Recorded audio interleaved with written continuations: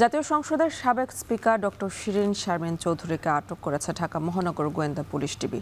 সোমবার ভোর 4:30টার দিকে রাজধানীর ধানমন্ডির বাসা থেকে তাকে আটক করা হয়। আটকের পর রাজধানীর মিন্টো রোডে ডিবি কার্যালয়ে তাকে নিয়ে আসা হয়েছে। এ নিয়ে আরও জানাতে সরাসরি যুক্ত আছেন আমাদের সাথে মাহবুব হাসান রিপন। আটক শিরিন শারমিন চৌধুরীকে কি জিজ্ঞাসাবাদ করা হচ্ছে কিনা, আর কি কারণে বা কোন মামলায় তাকে গ্রেফতার করা হয়েছে বা আটক করা হয়েছে জানাবেন।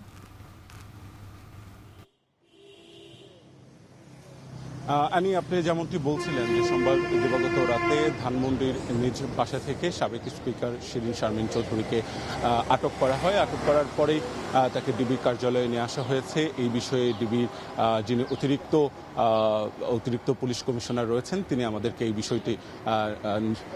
বিষয়টি জানিয়েছেন। আরেকটি বিষয় সেটা হচ্ছে যে তার নিশ্চিত করার পরে আমরা এখানে এসেছি। এখানে এসে এখন পর্যন্ত আমরা যে তথ্যটি জেনেছি সেই তথ্যটি হচ্ছে যে শিরিন শারমিন চৌধুরীর বিরুদ্ধে রংপুরে একটি মামলা রয়েছে, যে মামলায় 24শে আগস্টে সাবেক বাণিজ্য মন্ত্রী টিপু মুন্সিকে গ্রেপ্তার দেখানো হয়েছিল। সেই একই মামলা রয়েছে শিরিন শারমিন চৌধুরীর বিরুদ্ধে। এখন সেই মামলায় তাকে গ্রেপ্তার দেখানো হবে কিনা এই বিষয়টি এখন পর্যন্ত স্পষ্ট না।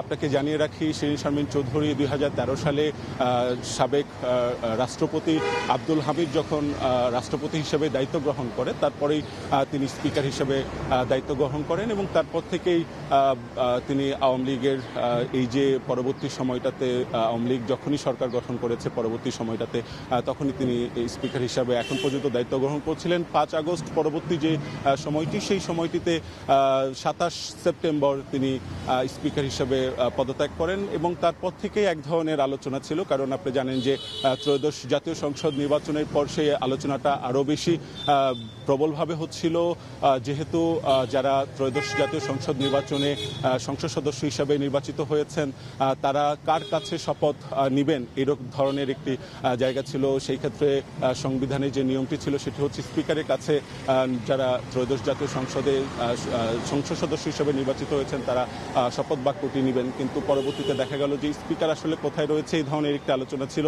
তিনি দেশে আছেন কিনা দেশের বাইরে আছেন এই ধরনের আলোচনার মধ্যেই কিন্তু পরবর্তীতে সাবেক এই স্পিকারের অনুপস্থিতিতে যেটি হয়েছে সেটি হচ্ছে যে যিনি নির্বাচন কমিশনার ছিলেন, প্রধান নির্বাচন কমিশনার ছিলেন, তিনি কিন্তু শপথ বাক্যটি পাঠ করিয়েছিলেন।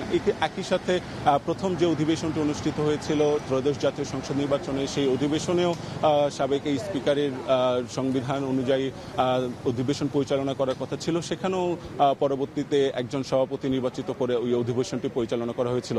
সব ধরনের জবনিকা পতন ঘটল ডিবি কার্যালয়ে ডিবির এই আটকের মাধ্যমে এবং আমরা আসলে আপনাকে পরবর্তী বুলেটিনে হয়তো জানাতে পারবো কোন মামলায় সাবেক স্পিকার শিরিন শারমিন চৌধুরীকে আটক করা গ্রেপ্তার দেখানো হয়েছে। আপাতত তাকে জিজ্ঞাসাবাদের জন্য ডিবি কার্যালয়ে রাখা হয়েছে। এই ছিল আমার কাছে ডিবি কার্যালয়ের সামনে থেকে সব শেষ। জাতীয় সংসদের সাবেক স্পিকার ডক্টর শিরিন শারমিন চৌধুরীকে আটক করেছে ঢাকা মহানগর গোয়েন্দা পুলিশ ডিবি, আর সে খবরই জানাচ্ছিলেন সহকর্মী মাহবুব হাসান রিপন।